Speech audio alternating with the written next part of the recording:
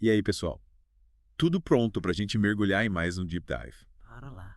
Hoje o tema é crucial para quem está se preparando para a magistratura, viu? Essa é. Ética judicial. Importante demais. E pode anotar aí, quem for aluno do professor Juliano, essa imersão vai ser ouro puro. Com certeza. Porque esse assunto é um módulo super importante no curso de formação humanística dele. A gente vai ter um arsenal de informações aqui. Verdade. Trechos do Código de Ética da Magistratura Nacional, comentários sobre ele, a Carta de Bangalore e até decisões de casos reais. A ideia é a gente entender a fundo a ética na magistratura brasileira. É isso aí. Desvendar todos os mistérios. Para começar, acho que é importante a gente entender a Carta de Bangalore, Boa. que é um documento da ONU que funciona como uma bússola para sistemas judiciais no mundo todo. Ah, entendi. Tipo um guia geral. Isso. Ela não tem força de lei, mas os princípios dela inspiram a criação e atualização dos códigos de ética em vários países, incluindo o nosso. Legal! E quais são esses princípios? Me fala um pouco mais sobre eles. A Carta de Bangalore defende a independência, imparcialidade, integridade, idoneidade, igualdade, competência e diligência. Nossa, quanta coisa. Mas por que tudo isso é tão importante para um juiz? Porque são pilares da conduta judicial. Imagina só, um juiz que não é independente e pode ser influenciado por pressões externas. Sei lá, por um político, por exemplo. Isso, como ele pode garantir um julgamento justo? É verdade, faz sentido. Ou um juiz que não age com integridade, que aceita favores ou se deixa corromper. Putz, aí complica tudo. Ele pode ter a confiança do público. Ninguém ia confiar nas decisões dele, né? Exatamente. É muita responsabilidade ser juiz. Acho que nunca tinha parado para pensar em todos esses aspectos. Pois é um cargo que exige muita ética e compromisso. E como o nosso código de ética se conecta com essa Carta de Bangalore? Ele incorpora os princípios da carta e os traduz em normas específicas para a realidade brasileira. Legal?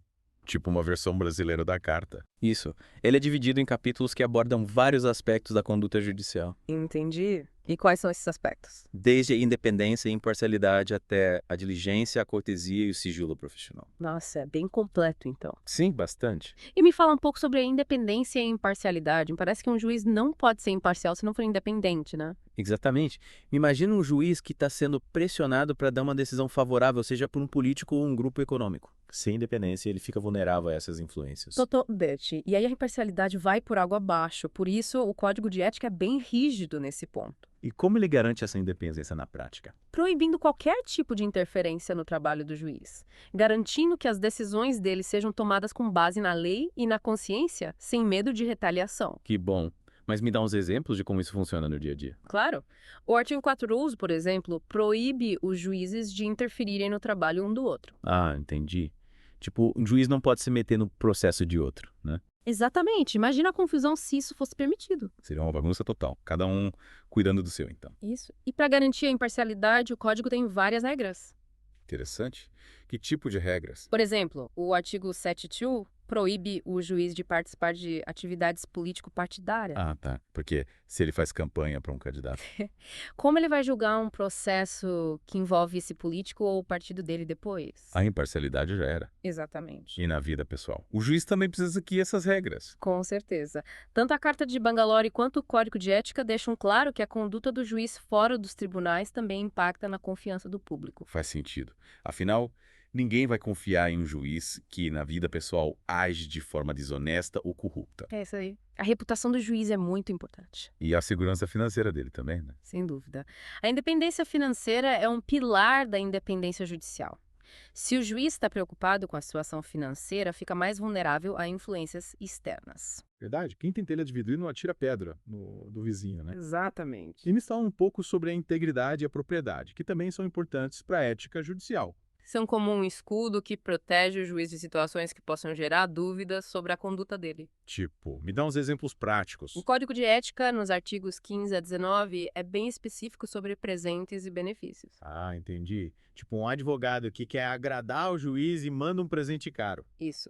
Ou convida para um jantar luxuoso. Aí já gera um conflito de interesses. Exato. E para não comprometer a imparcialidade, o juiz tem que recusar qualquer presente ou benefício que possa gerar dúvidas sobre a conduta dele. Então nada de mimos pro juiz, né? Nem o chocolatinho na Páscoa. É melhor evitar para não ter problema. A regra é clara. Nada de aceitar qualquer coisa que possa colocar em xeque a imparcialidade do juiz. E a transparência financeira também é importante, né? Com certeza. O juiz tem que ser transparente em relação aos bens e rendimentos dele, para que não paie em dúvida sobre a origem do patrimônio. Transparência total. E o CNJ, o Conselho Nacional de Justiça, também tem um papel importante nessa questão da integridade, né? Sim, com certeza. O CNJ, pela Resolução 410 de 2021, estabelece diretrizes para sistemas de integridade dentro do judiciário. É tipo um manual de boas práticas. Isso. A ideia é fortalecer a cultura de compliance no judiciário, com mecanismos de controle e prevenção para evitar desvios de conduta. Legal. O CNJ está cada vez mais atuante nessa área, né? Sim, a ética e a transparência estão ganhando cada vez mais importância no judiciário. Que bom. Sinal de que as coisas estão caminhando para um caminho melhor, né? Esperamos que sim. Voltando ao nosso deep dive no Código de Ética da Magistratura Nacional. É isso aí. A gente vai ver agora como esses princípios todos Aham. se aplicam na vida real de um juiz, né? É isso que eu gosto. Sair da teoria e ir para a prática. É, Me fala uma coisa. pode falar. Como o Código de Ética encara a questão do magistério? Porque muitos juízes, além de atuarem nos tribunais, também dão aulas, né? Isso, a Constituição Federal no artigo 95 e a LOMAN no artigo 36 permitem que o juiz exerça o magistério, Beleza. desde que essa atividade não atrapalhe as funções judiciárias. Então, tipo, dar aula está liberado. Mas a toga vem Hum. sempre em primeiro lugar. Exatamente. A prioridade é a justiça. Afinal, a principal função do juiz é garantir a justiça. Isso. E o ensino jurídico é tipo uma atividade complementar, Sei. que ajuda no desenvolvimento profissional Aham. do magistrado e também para espalhar conhecimento, né? Legal. E a Lomana, além de permitir o magistério, também impõe algumas restrições, né? Sim, algumas. Vou falar um pouco sobre elas. Claro. A LOMAN, no artigo 86, determina que o magistério só pode acontecer se tiver correlação de matérias e compatibilidade de horários. Tipo, nada de juiz dando aula de física quântica. A menos que ele seja um gênio. Seria demais. Imagina. Um juiz dando aula de física quântica e depois aplicando esses conhecimentos no caso de crime cibernético. Mas voltando para a realidade. A ideia é que o magistério complemente a atuação do juiz, contribuindo para a formação de novos juristas. Isso. E para o aprimoramento profissional dele mesmo. Exatamente. E a LOMAN também proíbe juiz de exercer funções administrativas ou técnicas em estabelecimentos de ensino. Verdade. Para evitar conflito de interesses, né? Isso, e garantir que ele se dedique totalmente à função judiciária. Foco total na justiça. E, E ó, por falar em foco, me conta o que o CNJ diz sobre coaching jurídico para magistrados. boa pergunta. É permitido? O CNJ, pela Resolução 34, Ah, que foi alterada pela Resolução 226, ok. proíbe a prática de coaching por magistrados. Caramba. Mas por quê? Qual a diferença entre coaching e docência? O coaching é uma atividade mais personalizada e focada nos objetivos do cliente, Sim. o que poderia comprometer a imparcialidade do juiz. Aham. A docência é mais ampla, né? Sim, Transmissão de conhecimento de forma geral. entendi. Então, coaching cria, tipo, um vínculo mais pessoal, né? E poderia gerar conflito de interesses para um juiz. Isso. Tipo, imagina um juiz que fez coaching com um advogado É. e depois tem que julgar um caso em que esse advogado atua. Complicado. O CNJ quer garantir a isenção e a imparcialidade dos magistrados em todas as atividades, evitando qualquer coisa que possa gerar dúvida sobre a conduta ética deles. É tipo uma blindagem ética. Boa, uma blindagem ética. Proteger o juiz de influências indevidas. É isso aí.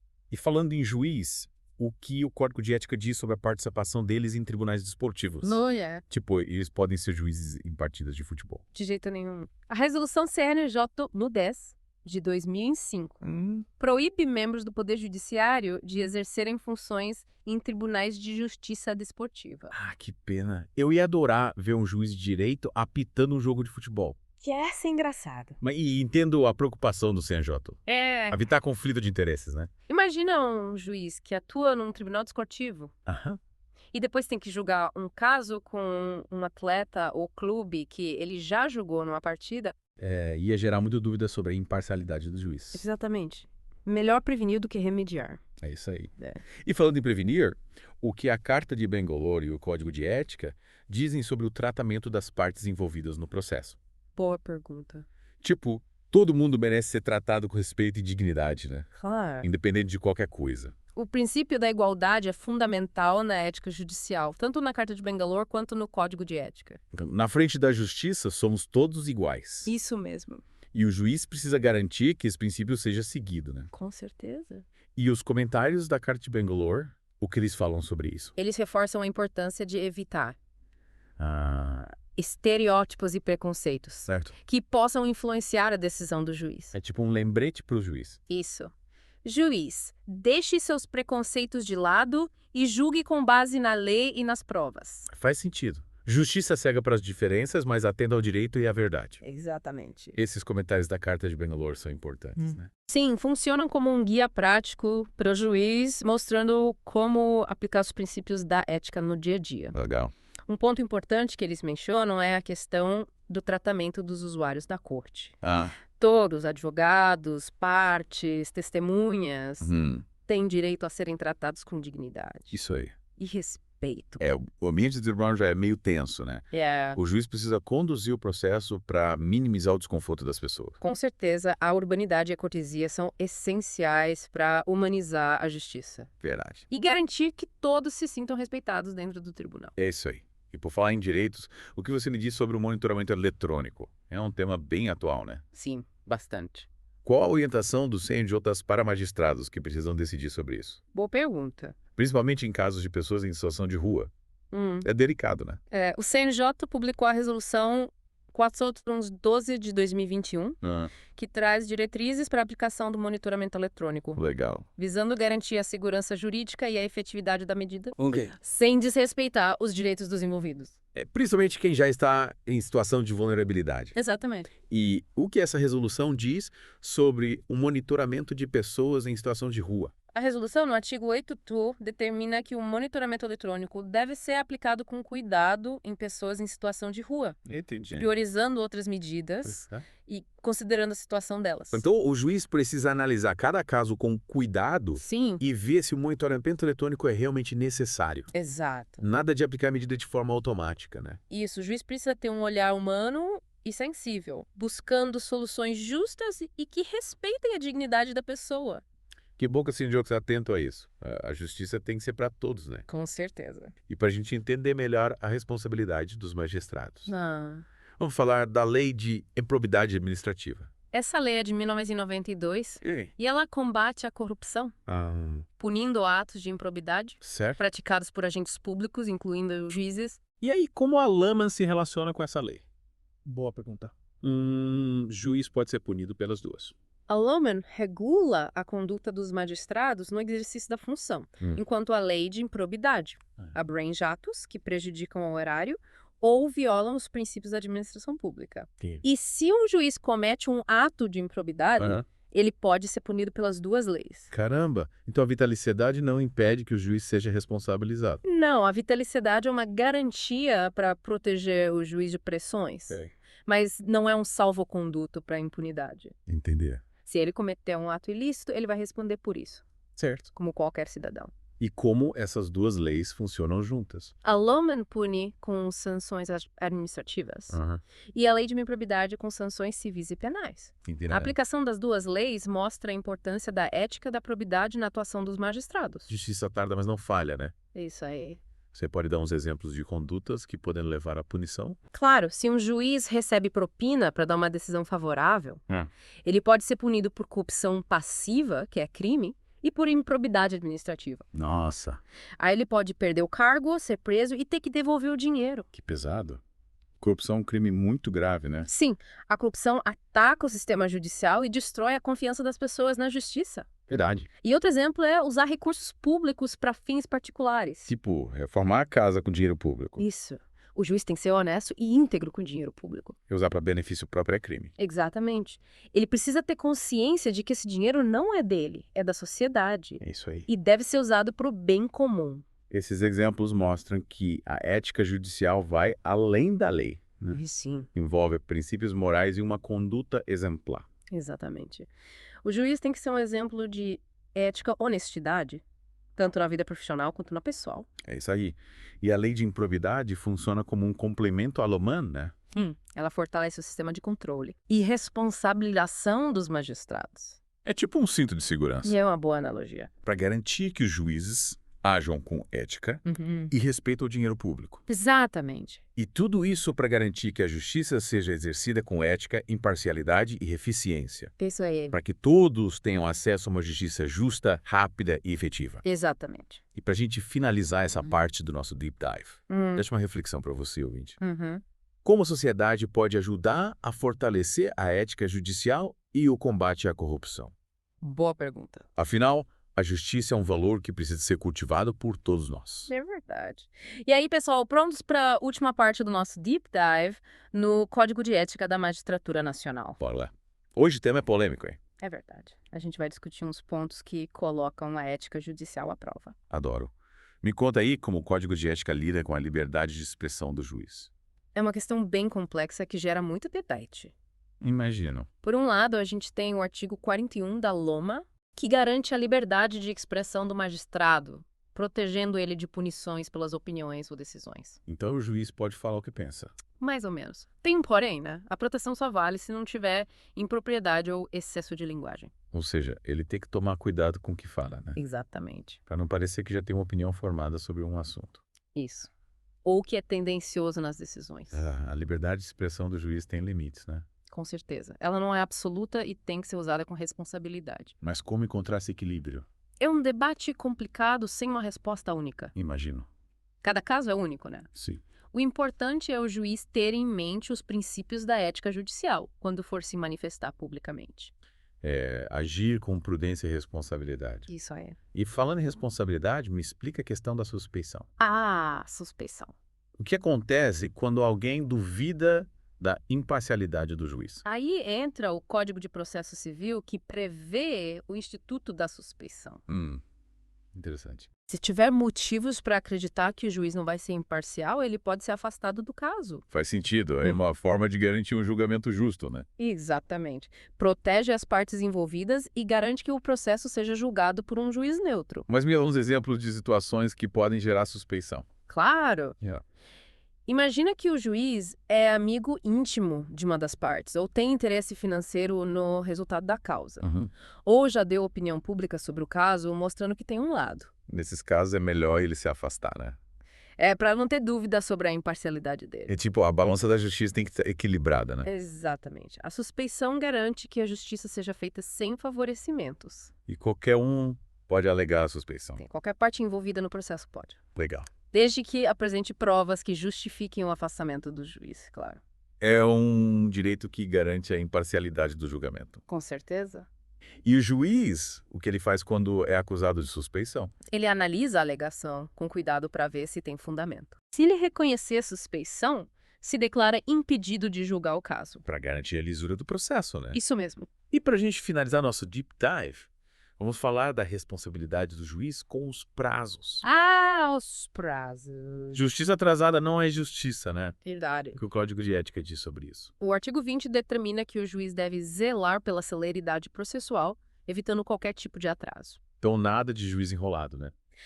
A demora na justiça causa prejuízo para as partes envolvidas. E pode até comprometer a credibilidade do judiciário. Exato. E se o juiz não cumprir os prazos, ele pode ser responsabilizado. Sério? Que tipo de responsabilidade? Disciplinar. Ele pode até perder o cargo, dependendo da gravidade do atraso. Nossa, é bem sério, então.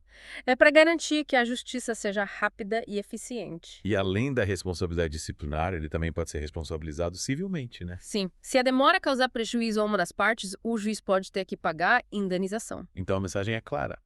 Juiz, seja ágil e cumpra os prazos. Com certeza. E para finalizar nosso Deep Dive, queria destacar a importância da participação da sociedade no controle do judiciário. É fundamental. A justiça é um valor que precisa ser cultivado por todos, né? Sem dúvida. Os cidadãos têm o direito de fiscalizar os juízes e denunciar irregularidades. É isso aí. A participação da sociedade fortalece a democracia e a transparência na justiça. E você, ouvinte, tem um papel fundamental nisso. Fique atento, fiscalize, cobre e participe ativamente da construção de um judiciário mais justo e ético. A justiça precisa ser defendida por todos nós. E com essa mensagem a gente encerra nosso Deep Dive sobre o Código de Ética da Magistratura Nacional. Esperamos que você tenha gostado dessa jornada pelo mundo da ética judicial. Até a próxima!